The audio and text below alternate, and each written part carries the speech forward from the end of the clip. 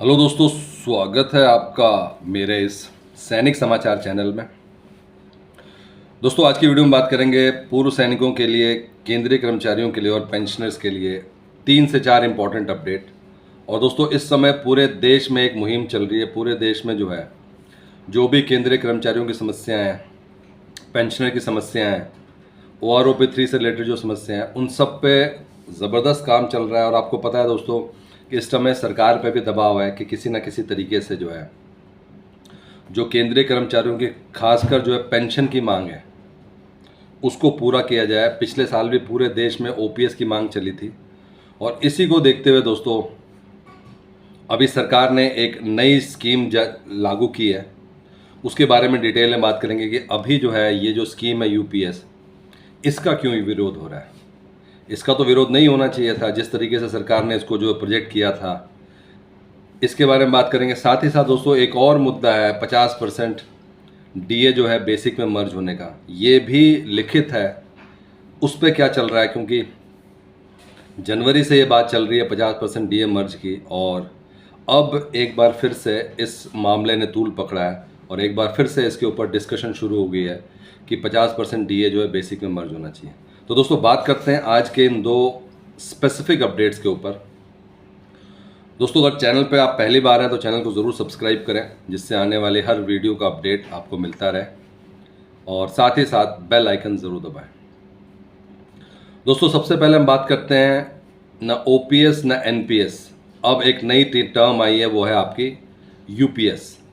अब इसमें जो है बातें तो बहुत अच्छी की जा रही हैं। इसमें जो है दोस्तों ये कहा जा रहा है कि जो UPS है 50% पेंशन मिलेगा आपको, फैमिली पेंशनर्स के लिए जो नियम है वो सब रहेगा। उसके बावजूद दोस्तों इसका विरोध किया जा रहा है, और उसका विरोध का कारण ये है कि अगर आप जो है अर्ली रिटायर होकर जाते हैं, आप 40 साल में, 48 साल में, जो वॉलंटरी रिटायरमेंट वाले बंदे हैं, जो पूरे 60 साल नहीं करते हैं, जो 55 साल करते हैं, 52 साल करते हैं, आप कभी भी रिटायरमेंट में आओ, आपको पेंशन मिलेगी, लेकिन मिलेगी आपको 60 साल के बाद ही। तो इसका मतलब क्या है कि वो जो 7-8 साल है, किसी के 15 साल है, जो 45 साल में आ जा रहा है रिटायरमेंट, उनके जो 15 साल है, वो 15 साल तक अपना कैसे जीवन यापन करेंगे। कितने लोग वो 60 साल तक पहुंच पाएंगे जिनको बेनिफिट मिलेगा। ऐसी तमाम चीज़ें। पहले था जिस दिन आप आते थे उस दिन से आपकी पेंशन लग जाती है। अब आपको ये देखना पड़ेगा, मेक श्योर करना पड़ेगा कि जब तक आप 60 ईयर्स के नहीं होते।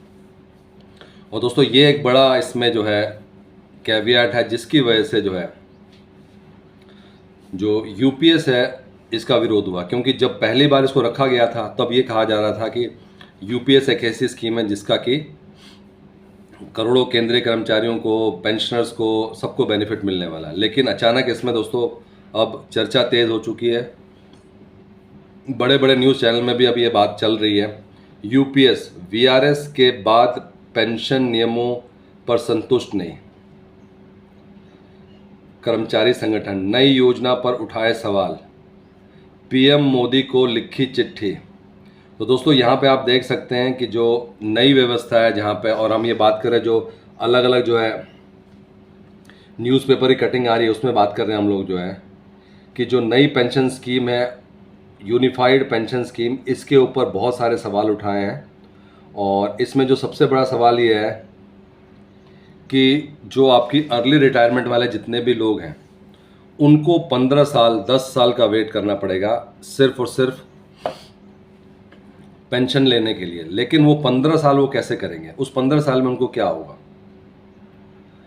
NPS था, NPS से लोग खुश नहीं थे, तो सभी लोग OPS की मांग कर रहे थे। लेकिन अब UPS में बात वही की जा रही है जो OPS में है, लेकिन जो ये है कि सबको 60 साल में मिलेगा, तो तब तक 15-16 साल का पीरियड है, उसमें जो लोग वॉलंटरी रिटायर्ड होते हैं उनका क्या होगा? इसके ऊपर बहुत सारे जो है सवाल है। और एक बार फिर से जो है जो चिट्ठी की डायरेक्शन है वो फिर से जो है सरकार की तरफ जा चुकी है। पहले उधर से आई थी, बात हुई थी, और जब इसको पूरा का पूरा चेक किया गया तो दोस्तों आप देख सकते हैं कि कोई 18 साल में जब ज्वाइन करता है और वो 20 साल की नौकरी पूरी करके आ जाता है। कोई 20 साल, 21 साल की जो है नॉर्मल जो एज होता है, 21 साल में अगर कोई ज्वाइन करता है, 22 साल में ज्वाइन करता है, 23 साल में ज्वाइन करता है और वो 20 साल करता है, तो 43 ईयर्स में जब वो रिटायर्ड आता है तो उसको 43 ईयर्स में जो है उसको पेंशन शुरू हो जाना चाहिए। लेकिन इसके हिसाब से 43 ईयर्स में अब आगे आप बैठे घर, अब आप 17 साल वेट करें। 17 साल दोस्तों, 17 दिन 17 महीने नहीं है, और उसके बाद से आपका जो है पेंशन लगेगा। तो वो 17 साल तक वो आदमी क्या करेगा, वो पेंशन का फायदा क्या? पेंशन मतलब रिटायरमेंट के बाद होता है। आप रिटायर्ड आते हैं 44 ईयर्स के होते हैं, 45 ईयर्स के होते हैं, और उसके बाद से 15 साल आपको जो है इसका वेट करना पड़ेगा। तो दोस्तों ये एक बड़ा मुद्दा है जिसके ऊपर एक बार फिर से जो है चारों तरफ से जो है डिस्कशन शुरू हो गया है, आवाज़ें उठने लगी हैं। बात करते हैं तो नेक्स्ट अपडेट की, और वो भी एक ऐसा मुद्दा है जो कि केंद्रीय कर्मचारियों से जुड़ा हुआ है। इसमें दोस्तों 50% ये जो है बेसिक में मर्ज होने से रिलेटेड है, और ये जो है 7th पे कमीशन का जब गठन हुआ था तभी एक क्लैरिफाई कर दिया गया था कि जो आपका डीए जैसी 50% होता है उसको बेसिक में मर्ज करना दे। और अभी दोस्तों हाल फिलहाल में मध्य प्रदेश, जहाँ पे स्टेट गवर्नमेंट है, उन्होंने ये वाला नियम लागू कर दिया है। तो अगर स्टेट के लेवल पे लागू हो सकता है तो सेंट्रल लेवल पे क्यों नहीं लागू हो सकता है? इसी वजह से दोस्तों, वैसे तो ये मुद्दा दब गया था, लेकिन जब ये 50% डीए बेसिक में मर्ज करने का एक बार फिर से जो है लागू हुआ है, और वो भी स्टेट लेवल पे, तो फिर से दोस्तों इसको सेंट्रल लेवल पे इम्प्लीमेंट करने का जो है एक मुद्दा चल पड़ा है। तो दोस्तों ये था आज का इंपॉर्टेंट अपडेट, 2 इंपॉर्टेंट अपडेट नई पेंशन स्कीम को लेकर, और आपका जो 50% डीए बेसिक में मर्ज करने को लेकर। अगर वीडियो पसंद आए तो लाइक कीजिए, शेयर कीजिए और सब्सक्राइब करना ना भूलें।